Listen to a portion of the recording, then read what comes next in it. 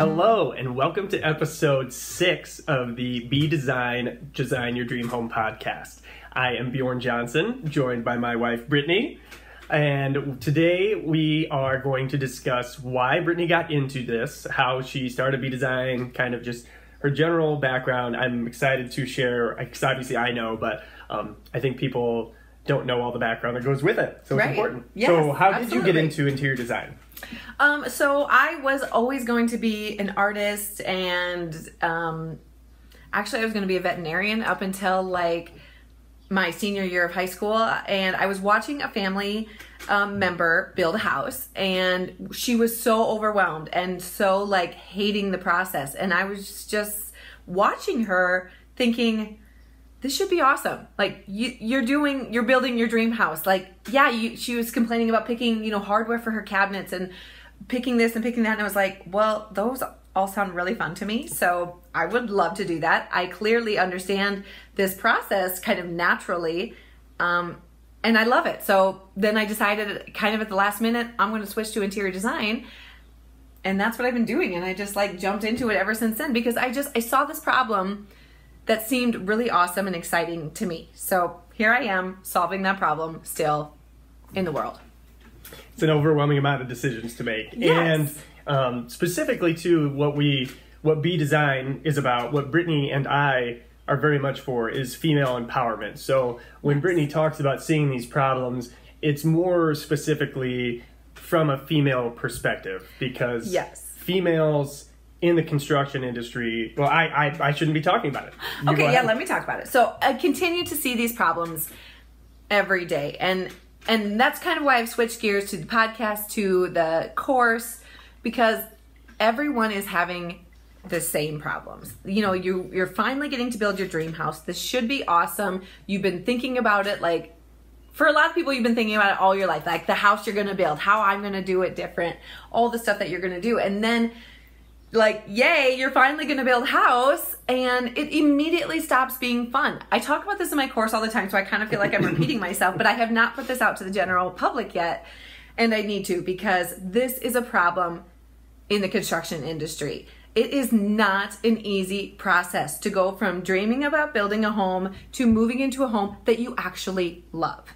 It doesn't happen very often that you actually get to do that and love your house, and everyone is struggling with the same problems.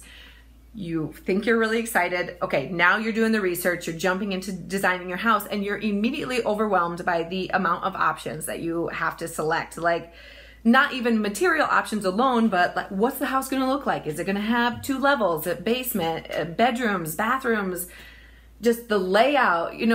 To me, all super exciting and things to get to decide, but immediately overwhelming for most people, because this isn't your job. You haven't spent your entire career building up to this moment, and mixed with 2 things. Yeah, it's not your expertise. Yes. But also it involves a lot of self-reflection to get a home you want. Yes. So 2 things that make people very uncomfortable. And it's interesting, our paths. So Brittany chose design. I worked in the window industry. I sold windows and doors for 10 years. And that lines up with interior design. Like the problems you run into with construction are windows speak like nobody thinks about windows. Nobody thinks about how a home gets designed. So like windows, no one thinks about until you actually have to replace them. And all of a sudden you're like, how are there so many options? So take that just for windows, and then that's the entire home. Like, and that's do that over and over and over again. I listed out, so for the course, I listed out all the decisions that you have to make. And if you were able to just immediately make those decisions, like what windows you want, that one, you still have to make over 300 decisions from start to build your house from start to finish. So it is so much. And then you add on the anxiety of like, not only what do you like, but then the judgments of everybody else, and what are other people going to think. If you're working with a spouse, most likely, or a partner. If you have a partner that you're designing with in any fashion. Family you have to accommodate for. Like those really helpful people over your shoulder that like have all kinds of fun ideas for you. It's overwhelming, and it's hard to have an opinion that's different than other people, and it's a lot of money involved, and these are decisions that you have to live with for the next 5, 10, 30 years. Like a lot of people, when you're building this this dream home, this is your forever home. So you intend to live with these decisions that you're making for the next 20 plus years. And Easy. so we're here to tell you, sorry to butt in, we're here to tell you it's okay to not know. And specifically, we're talking to women too. Like, it's unfortunate. I saw it in my portion of the construction industry. I was out on job sites. I was in millwork desks and stuff. Like, I saw it all the time where men always assume men know more. So there would be females working. And so anyway, females don't get the respect they deserve in the construction industry. That's just hands down. Well, and women in general, we know this. Yeah. We know this, okay? It's hard to work. It can be hard to work with men. And not all men, absolutely not. No. There are great partners, but it's a continuous problem. But male chauvinism is a huge thing on site. Yes. People, unfortunately, men on site feel very powerful and empowered that they know what they're doing there. Well, if you walked into any job, like I could walk into the hair salon, I don't know anything that's going on in your mom's hair salon. I don't know. You feel out of place. Everyone, we all have that. If I walk into a factory, any job anybody's expertise is different. Like, you wouldn't expect those people to know different, it's just. But when it comes to construction, if you don't go in prepared and confident, you will get walked all over. Yep. And so because this they're is used a problem. to doing that and getting their way. And it is a very strange world. It's unfamiliar. There's a lot of technical terms. You get your say. It's your money. Without you doing this, they wouldn't have this job that they're working on. So that's always the crazy thing to me. Like, well, you're like the customer's paying the money. Right. I remind clients that all the time. You are the boss. You are paying this bill. They are here because you want them here to complete this task. That is why they're here. Not because they're doing you a favor or, I don't know what else. It just always seems like you don't feel like you have a right to say what you want. And some clients are wild with what they request on site. There are limits. It goes both ways. And they're very good contractors. So we don't want to. We're not disparaging construction crews or anything like that. We're just saying, on the average, women feel like they don't belong on construction sites because men make them feel that way. That's just the way it is. And so we're here to change that and to prepare women so that they walk on the site like Brittany. We want them to be able to do what Brittany does. Yes. And so that's kind of what we're just what we want to discuss in this podcast today is more like the issues that we see coming up on both sides. This comes from everybody, but for the most part, these are the issues that are happening and that need to be addressed and that we feel we are really capable of addressing. So helping women understand the process that you're going through from beginning to end, the steps that you have to take, the decisions you have to make, and then the background information to make those decisions. Because that is the problem. People have a lot of anxiety about what other people think and the decisions that they're going to make because they really don't have a clear vision for themselves. They are overwhelmed by the options because, again, you don't have a clear vision, so you can't weed anything out. If you know what you want, then you can shove all this other stuff out of the way because you're going down this path. But if you have no clue, it's hard. This is overwhelming. And then, yes, we as people have problems committing and making decisions. I see this problem over and over again. Again, you don't have a clear vision. You are worried about what other people think. And so it's really scary to pull the plug and say, this is my tile and this is my kitchen cabinet style or whatever. This is my layout. They want to ask opinions. You want to ask opinions. You want everyone to tell you that what you're doing, yes, is right. But in the construction world, that's not going to happen. So you need to know for yourself because then once construction starts, we move into phase 2 of this whole second round of problems and issues that come up. Well, it's actually the same set of problems and issues as the first round, but amplified times like a million because now construction's happening. You're on a timeline. These crews are in your house. They're in your business. They are telling you what they need, what they want. They're kind of pushing you around because they do. Time is of the essence. Because they need to get things money. done. They want it. Yes. Most crews are ready to get, they like moving. People don't construction crews don't do boredom well. Right. Well, and everybody's on them about schedules. Schedules are tight. And you got to finish this job to get to that job. We're moving on. We don't have time to think about whether you want a 3-way switch or a 5-way. They don't have time for that. You got to make decisions. So going into construction, you need to be prepared. or you will get steamrolled immediately and just your entire vision is lost and you're going to end up with just a regular old cookie cutter house that looks like everybody else's and that you really just don't even love. Yeah, that's fine. But that's not what you set out to make. Yeah, the saying "luck favors the prepared mind." One of my childhood friends always used to say that, and it is to me that's perfect. Like, because if you go in prepared and people respect that, it's the same with interviewing for jobs, going into business meetings, whatever it is you're doing. If you do the background homework so that you are at least educated when you get there, or like online forums, if you've ever went to learn something, whatever it is, people appreciate if you've done your background work first. So you do as much as you can. That shows them you tried. Right. And that goes a long way that you're trying to meet in the middle. Yes. And that works with your construction crew too. If a contractor, if all of a sudden you come prepared and they're like, that Yes. saves them that time. I blow a lot of contractors out of the water when All they the don't time. see me coming, and then Because they assume females don't know anything or are gonna, I shouldn't say that, but, right? they just. I think what's the it's feeling actually. you get? I think it's definitely that females aren't going to be able to tell them what to do in their job, but I think it's also a lot of times no one's going to tell them what to do in their job. You know, so. Which You is just funny. happen to be that person that gets the short end of the stick, and you don't need to be that person because this is your job site, your project. Like, you are the boss here. Yeah. Do Assuming not you're forget paying that. their bills. They're the bill Right. they send you. You're the boss. I mean, they're not going to follow every whim and fancy that we all have, nor should they. Yep. But you get And what they have you want. expertise. Like, they're definitely, like, Yes. the construction, they are there for a reason. They know what Yes. they're doing. They do this every day. So there is that. So how do you handle some of these discussions on site without getting steamrolled? Even if you don't come prepared or know what you want, you need to know about yourself. And you need to know the kind of lifestyle that you want to live and the kind of home you want to live in. That is all that matters. Speaking of those online forums, I follow a lot of them on Facebook, different question and answer sites where people can present their questions to other home builders.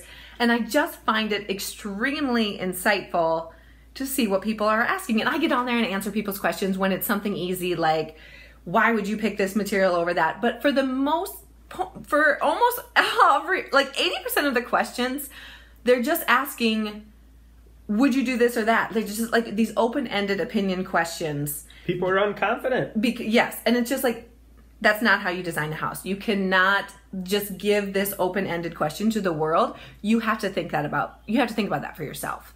Like, only you can answer that question. Only you know if you want white cabinets or brown cabinets, because in the scheme of a kitchen, it does not matter. Yeah. Functionally. Like, it doesn't, don't ask your There's so many different carpenter. ways to do things. Right. A kitchen, you want cabinets. Okay, great.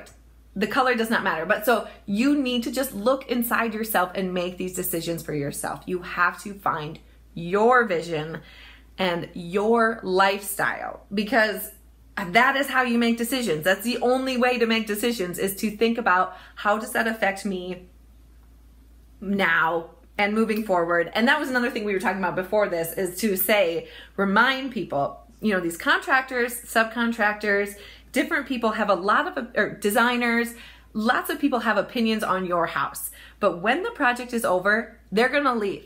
They don't have to live there anymore. So do not give them more of your decision making than you give yourself, because you have to live with these decisions and you have to live in this house. And it's your money. And it's your money, and you're going to stare at this for the next 10, 20 years and get it right. They don't. They move on. They forget that they even worked on your project. Be like, oh yeah, they loved it. This is what I do every time. And it's just like, well, did everybody ask for that, or did you just do it and it was assumed? I wanted to touch on what you were saying about living authentically, or just finding yourself. It's easy for Brittany. I could picture people being like, well, how do I do that? Like, for Brittany, it's really easy because she's very in touch with who she is. She's done a lot of work personally. And we're going to, this is actually next podcast, is talking about how do you design your house authentically. So stay tuned if you do want more details about that. But yes, continue on. I was going to give just a fun little teaser then. Absolutely. If you need to, what Brittany's saying, to self-reflect, if you have no idea what that means, how to do that, what that will mean for how you live your life, simply journal what you do for a day. What does your day look like? What time do you wake up? Where do you go first? Do you go to the bathroom? Do you go to the kitchen? Do you get a drink of water? All those things that are inconsequential, you just do out of habit. That's how you live your life. So make it easier. If your first stop, don't give too much space. So anyway, we'll get more into that in another podcast, but journal your day Yes. Be so self-aware. Yes, and self-centered. Yes. Focus on yourself. That's what we mean. You need to figure out how are you living your life day to day and what feels right. Like question, like why do I do that? Why does that feel comfortable? Why is that easy? Right. Do I do that because it's convenient and at the same or because I like it? Oh, yes, that exactly. Why do you do this? Because some people will like design their house for the way they live right now in their current house. I had someone come to me with questions about their kitchen, trying to figure out if they have enough space, because they were really downsizing their kitchen. And I said to her, she goes, I'm just so worried I'm not going to have enough space for all my stuff. And I said, well, do you have all that stuff because you actually use it all the time, or do you just have it because you have the space? Reevaluate what you have in your home, why you have it, and if that's really the way you want it. We as humans fill whatever space we have. We do, and we just create habits out of habits, and that's just the way it is. But, do you really need those things? How do you like to live your life? How do you live your life, and how would you like to live your life? They're not necessarily the same thing.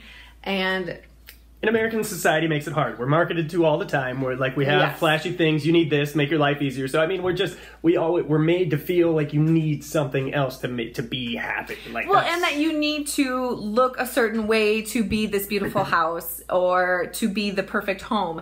That is not the case. No. Any dream home is a dream home because it fits you, and that is different for everybody. And so the same. The things I'm going to talk about in the next podcast about creating an authentic home are the same as right now with the issues people have getting into this process. It's not being able to make decisions because they're not focusing on what they actually want. The decision is not white or brown cabinets. The decision is how do you want to use your kitchen? Mm-hmm. And what do you want the overall space to feel like? Those are the decisions that you make. And then those questions are easy to answer, no problem. And so then again, it's also not getting too many opinions because you already kind of know what you want. And no one's opinion could anywhere near a matter, or no one's opinion is going to be even close to your own because they have never thought about that as much as you have. No one else thinks about you as much as you do. And no one can know how you feel but you. We're all the experts on ourselves. No one can tell you how you feel or anything. Yes. We only know that for ourselves. No one can tell you if sconces next to your mirror are a good idea or not. Do you like them in your bathroom? Does that help you get ready in the morning? Do you love the look of it? It just makes you happy.